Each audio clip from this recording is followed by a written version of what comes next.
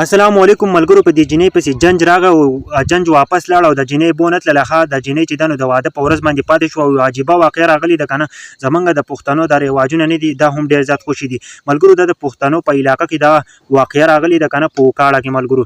او د کوم خلک چې دی د جینۍ دا کومه کور خلک چې دی نو دا ډېر زیات غریبانان دي. دا پلار او دا ورور چې نه دي دا ډېر زیات غریبانان دي او دوی د یو ښه خاندان سره رشته کړې ده ملګرو. دا واقعه په وکاړه کې راغلې ده. په وکاړه کې یو غریب خاندان چې هغه د یو مالدار خاندان سره رشته کړې وه.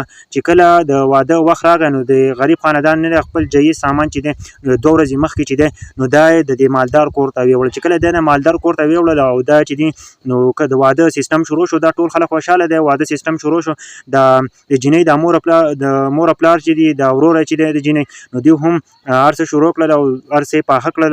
د واده ورځ ده اوس ملګرو. او دا کومه د واده ظالمۍ چې دی نو دوی په کور کې هم هر څه پاخه شوي دي. ځکه دا ته پته ده ملګرو چې کله جنج راته نو هغه د جنج نه مخکې دا خبره وکړله. دا رینګ یې د دې جینۍ ورور ته وکړو که نه چې تاسو د جهیز کومه سامان ناولی دی نو دا خوښه دی او دا زوړ ماډل دی او تاسو چې دی نو د دې وجې نه چې دی نو موږ تاسو پسې دا جنج نه درولو او موږ دا واده نه کوو ملګرو. نو هغه هلک چې دی نو ډېر زیات خفه شوی دی. کم سامان چې پخ کړی او ملګرو ډېر زیات غریبانانو.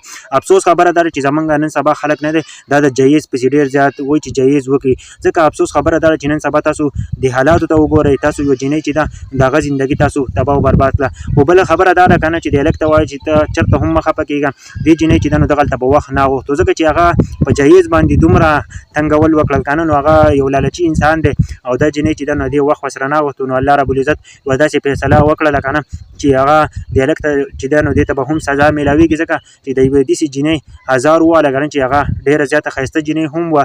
د دې پلار چې ده نو دا یوه لور وه او د دې ورور چې ده نو دا یوه خور وه ملګرو. او دې سره یې داسې کار وکړو ملګرو. تاسو په کمنټ کې هم وایئ که نه زمونږ د معاشرې دا سیستم مکمل ختمول غواړي که نه. جهیز سامان د دې د وجې نه چې دي نو ډېر خلک چې دی نو دا جینکۍ په کورونو کې ناستې دي که نه. لکه د جهیز د وجې نه او د دې سرو د وجې نه که نه نو که چېرته تاسو